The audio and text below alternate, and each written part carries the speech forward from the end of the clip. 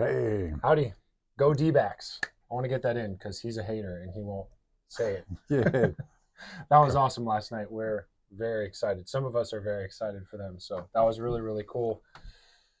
And I think they'll easily take care of the Rangers. wow, Yeah. that's So good. anyway, we're back again this week. Hello. And this topic, this is going to be my a dry, this is a first run through this. So bear with me here. Are we getting old and tired or just carrying around too much baggage? So Think that's a about question. that. Yeah, are you really? It's just like, you could get up and walk down the street pretty good unless you're Mhm. carrying 50 tons of garbage with you all the time. Then all of a sudden you feel tired and old. It's the Right, garbage. right. Hopefully, there's something here that will help to lighten our load. Um, We'll see. I wrote this so long ago. all right. We Hopefully. hope you've all had a chance to learn a little bit more about Ikigai. Again, we're not trying to explain what it is, but Ikigai is a way that a person can add meaning and purpose to their daily lives and in time add wonderful, happy years to your lifetimes. Yeah, think of it as something that when you get involved or you get into it or partake, all of a sudden your troubles just sort of melt away. Mhm. For that brief moment, here it is. You're not worried about anything. This is it. This is your moment. This is where you shine. This is Mhm. where I love the term emanate. Mhm. I think that it's important that we take the time to allow others to do that. Think of like a butterfly. All the butterfly went through, from being a caterpillar and eating leaves and stuff, and then the chrysalis and Mhm. emerging for a few hours in some cases or a few days. But here's this beautiful butterfly. I mean, let it do its thing. Don't catch it or crush it or yeah, to me that's ikigai. That just that moment of shining where, this I'm home and the troubles just melt off Right. and there you go. I've noticed too over these past few weeks, kind of thinking on my for my own ikigai, what that is. I kind of had a tendency when I first heard of this, like to think that it was going to be some type of large production, that I was going to have to go to an outfitter, get all this gear, and then I was going to have to sit in a circle of solitude in the woods for 3 days and all this other stuff. And I really found that the more stripped back I got on my hikes just around my neighborhood, North Mountain and Shaw Butte and those types of things, the less I brought, the less planning I had to it. If I had a few minutes, if I had an hour and I got out there, it was like it did. You just felt so unburdened, and I've kind of trying to explore that a little bit more. What it is, but walking is a big component for me on Yeah, the ikigai. So, leave the baggage at home.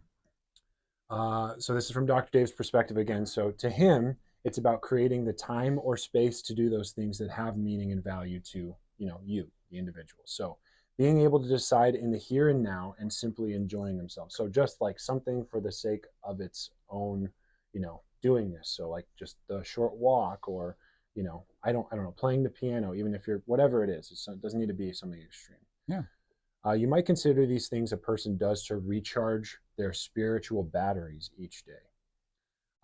Most would love to do this, and it is usually a huge but, says here, huge But font. but I might have told you this old Chinese proverb before, but back in the year 3000 BC, there was a Chinese emperor whose daughter was very sick. I do not know this one. it's good. He called his court magician, who said that he needed to wrap his daughter in the shirt of a happy man and she would again be well. Wow. The emperor's soldiers spent many weeks trying to find a happy man, but to no avail. Finally, when all looked lost, a soldier came running into the court and told the emperor that he had at last found a happy man. Overjoyed, the emperor told him to bring the man's shirt so his daughter could be saved. Exasperated, the soldier told the emperor that was the problem. The happy man didn't own a shirt. Uh-oh, that's a Wow. conundrum. There it is, man. Yep. Man, we carry Because stuff around with us, don't we? yeah, we get this idea that all of this stuff is what I need and this is what makes me happy. And here it was. They found a happy man, and he didn't even own a shirt. He didn't Mm-hmm. own a car. He didn't own a house or anything. There's some interesting documentary type things on minimalist thoughts and stuff on the internet, on Netflix. you could go crazy with it, but Right. the truth of the matter is, it's like when you look at something, it's like, does this add value? Not does this serve me? I hate that. But does this add value to your life? Does this add value to others' lives? It's and that's really the way to look at it. So I just thought that was really cool. Here's this guy, they finally found a happy man. He Right. doesn't even own a shirt. And it's like, think about that, man. Just walk away from all the baggage, all the nonsense, and step outside just like when you were 8 years old, man. Yeah. It's interesting. We ride motorcycles, and I talk to a lot of patients that ride motorcycles, or more so don't ride motorcycles, but think about the bike that it would take for them to ride a motorcycle. And one day they would get this thing, or they would have a certain set of specs on their current existing bike, and then that would allow them to be a happy commuter, like, and maybe go up to the mountains and cut some turns and stuff. And it's like, I got an old KLR 650, and just keeping it running and just getting on that thing and just going without all the like maintenance and to do, and like, you know, intercoms and, you know, 8-inch screens that tell me that I'm still riding a motorcycle and stuff like that. Like, it's just like there's a purity to that. Yeah. And No it's just electronics. so like nice to get on that bike and just roll and cut some turns and stuff like that. But if you keep putting the stuff in the way of that, you're really never going to get there. There's some sort of like kind of ancient ideology. I don't know how to say it. Asceticism, the Yeah. ascetics. Yep. And Yep. I think that's probably too far, where they're like, running around naked in the mud and they've got nothing. But there is definitely a happy medium there, like Dr. Dave was saying, where it's like, does this thing serve me, that not, I mean, that's not what he likes, but, does it benefit you? Like, does it Add help you value. out, add value? There you go. There it is. Does it add value to your life before you add like a third motorcycle to your quiver that you're still not going to ride, and and debt on top of Yeah, I have. that? I've had a lot of fancy cars, but my favorite car that I still own, for all the fancy cars, is this old 1972 Volkswagen Dune buggy. It's got like the Meyer Manx body looking type thing. You have to drive that car. You shift. Sometimes the brakes work, sometimes they don't. You look right out there, there's a road. Something's rattling, and it's like, now what? And you pull off, and you got to break a wrench out and put something back on and do stuff. You drive that car, and it is without a doubt the most fun car I think I've ever owned and ever driven. This old dune buggy, for that reason, man. It's just Yeah, you're bare definitely bones. driving that thing. Yeah, you don't go for a ride in the dune buggy. That parable being said, we will not treat you if you come in the door with your shirt off. So Yeah, just unless you're hot like me. yeah, true. If you're shredded like Dr. Dave.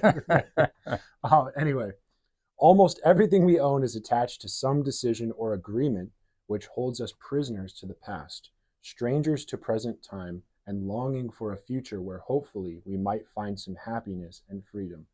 That is a well crafted paragraph. Did you write that? Yes, Wow. Chat GPT didn't do that one for you. That's pretty damn good. that's me, man. I'm going to do that one again because it actually is really nice.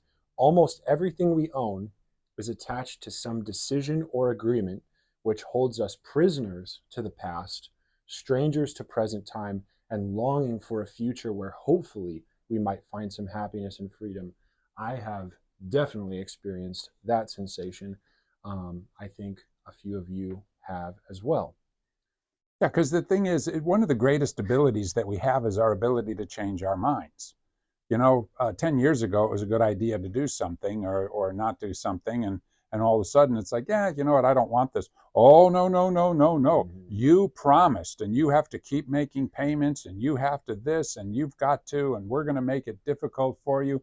And you got to break your back to keep this all working and hold it up and everything. Walk away. No, go I ahead. think a lot of people are really like tied down by previous decisions, or stumbling over like even stuff like Yeah. in their current space that just has no purpose. Yeah, you got And rid of everything in your house. You wouldn't trip over anything. Think about that. well, no, I think like we're getting ready to have a kid, and it's like eventually, Not 20 us, he years. and his wife. Yeah, that's good. Yeah, who knows, man? No. Yeah, this modern day. Yeah, Yeah, no. I The might be pregnant. Yeah, true. My wife and I are getting ready to have a kid. So, 20 years down the line, like still running around with that diaper bag, stumbling, on a hike and stuff like that because I'm worried that my kid is going to piss their pants. Like, it's not a good strategy. And that's a silly example, but I think some of the things we're still juggling all the time is like, wait, I don't need this. I don't, this has nothing, this doesn't pertain to my present time and my space and my environment that I'm in right now in this moment. So Yeah, like it at bringing a diaper bag when we go out with Austin and his wife and the kids for dinner or something doesn't add value to our time together. right. We don't need it. They can go to the restroom. Yeah. And it actually doesn't behoove us to bring one now either, even though in 4 months time we will need one when we go out to have lunch. You know what I mean? So it's just about like being in the now and recognizing what's adding value. So Yeah. if one could somehow break free of that which holds him in the past, he would know in an instant what he would like to do today and be able, possibly each day and every day, to follow his bliss, if only for a while each day. Mortgages, taxes, bills, obligations, responsibilities, for all of this stuff that one day will all vanish for each of us when the Grim Reaper comes. Gone. Right. Gone. Grim Reaper says, leave that there and come with me. Don't default on your mortgage, but again, it's like if you're living for that, obviously you're not really chasing that bliss. I mean, maybe some people really do get off on like getting on the portal and transferring that money over. That is not my ikigai, that's for sure. But yeah, so just make sure that you're all things, you're covering all those bases and trying to pursue with more vigor those things that are adding value and fun and interest to your existence for sure. So Yeah. would one really trade their self-determinism, that ability to decide the course of their life and pursue that which they decide is desirable and pleasurable, for a lifetime of servitude to those things that can never love us back and which will one day all disappear? I wrote that one too, and It's that's really good. absolute brilliance also. It's really good. And that's it. You've got this ability to decide. You've got, to determine your own existence and where you want to go. Would you throw that out the window to put yourself in perpetual servitude to banks and governments and tax things and mortgage payments and interest payments and all the other crazy, crazy crap that's going on? Right. And before you say, no, I wouldn't, I got some bad news for you. I know on some Most, level we kind of are, and you can't like completely abandon those rules, but you got to make sure you're getting yours too. I just yeah, finished. ikigai. Yeah, yeah. Get Not yours. at the expense of other, you know what I mean? But just like it really fills you up and makes you feel good, like when you're doing those simple tasks, and only you can define those. No, wearable tech or email blast or anything is going to be able to tell you to go and just do that very simple thing that like just makes you feel great. So I'm just finished up a series called Fall of the House of Usher, and it's very gory. So if you're not into that, I would totally pass on it. But there are some very interesting monologues in that about, you know, corporate allegiance and being kind of manipulated into all of the decision making that we think we have. You actually do have a ton of autonomy, but if you're like just going along on the greased path, you're probably serving some corporate entity, like he says, that's can never love you back at a minimum, and probably may even despise you. Yeah, Which is a strange conundrum because they need you for your dough, but they hate you. yeah. Very weird. Yeah, We'll they're move. trying to trying to kill I the don't want to thing get too that they bleak here, need but to yeah, that need they're to take the money from. definitely don't have your best interests at heart. Uh-uh. So yeah, but, and I told you it was a huge but. Could one look around and inspect his life and the environment he finds himself in and decide what things he might let go of and allow to move on so that he might move on? Is a house or a car or a job really all that important? Especially when you were the one who decided that they were important and decided to go to battle each day and every day to hold your prison cell intact. Yeah. With this being said, I'll invite each of you to study the concept of Ikigai and see if you might be able to find a more meaningful path toward a future of your own choosing and still keep your shirt. Oh, you did come back to this. Okay, Yeah. good. I wanted to, I robbed him of the finishing joke. So, but yeah, no, seriously, there's definitely a happy medium there. Um, and it's just one of those weird things. We were at lunch yesterday chatting about kind of like trying to define what is a rehab rep range. And you can't, like, people, trust me, people will tell you, oh, it's 20, it's 12, it's 10. It might be none or one or 75. Like, you know what's therapeutic, you know what feeds you and your soul and all that stuff. So only you can define that. But if you're not pursuing that, you're kind of more just pursuing the rest of the junk, which is definitely no fun. What adds value to your life? And like I said, you will find that it's hard to get out of bed and you feel like you've got the weight of the world on you. And you're tired and you're run down, must be old age, must be that. And it's like, no.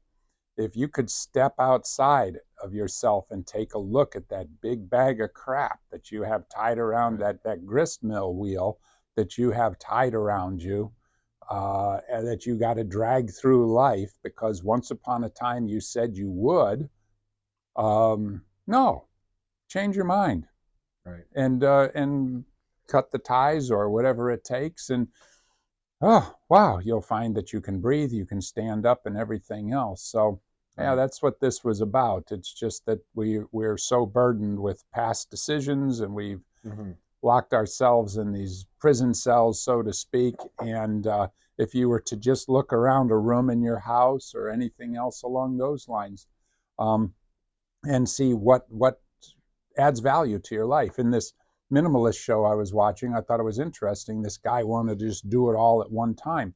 So his friend came over and they boxed up every single thing in the house and labeled it properly as if the guy was going to move. And then as he needed something, he would go to the box and grab it. Right. And so here it was a month later, and 80% of the boxes were still laying around, still taped up. Right. And it's like, oh yeah, so I don't think these things add value. And but the best part is they can move on, and you can give them to somebody, you can sell them, you can trade them to people that they will add value to. Yeah, doesn't need to wind up at the dump. Another one that's kind of goofy, because I know y'all are watching Netflix and all these, streaming services, that I heard was really cool, that I've started to employ, is don't even turn it on unless you have something in mind that you really want to watch. A recommendation from a friend, The Minimalist Show, if you're into gory stuff, The Fall of the House of Usher, or whatever it is, it's like, if you're going to go on and let the algorithm bring some nonsense to you, probably not going to be very, anyway, just go in with some intention and choose, because as it stands right now, you have a lot of power of choice and a lot more free will than you think. So that's good. So yeah, if you like this, go ahead and hit that thumbs up, and it'll do a little dance for you with rainbows and stars. It's kind of nice. Yeah. And you can subscribe. And as always, boy, I really appreciate you taking the time to listen to these. And as I said before, they are health related, because for everything we talk about on these blogs, there is a pill or a surgery that's available to you. And it's like, well, why don't I just change my lifestyle? Right. Bingo. Yeah. And usually this just like some great undercut, to your knee pain, is that, well, why am I chasing this Orange Theory dream? Like, I didn't even define some cardio zone that's destroying my knee. Like, was that even you? You know what I mean? Like, and maybe that served a purpose, and now you're ready to just go and learn to ride a unicycle and your knee heals. It's a goofy thing like that. So it is definitely health related, even though a lot of this stuff are kind of thought experiments and stuff like that. So, all right, cheers, y'all. Thanks a lot. Keep pitching to Ketel Marte and Corbin Carroll, please, Rangers, and have a great rest of your week. We'll talk to you next week. See ya. Go Diamondbacks.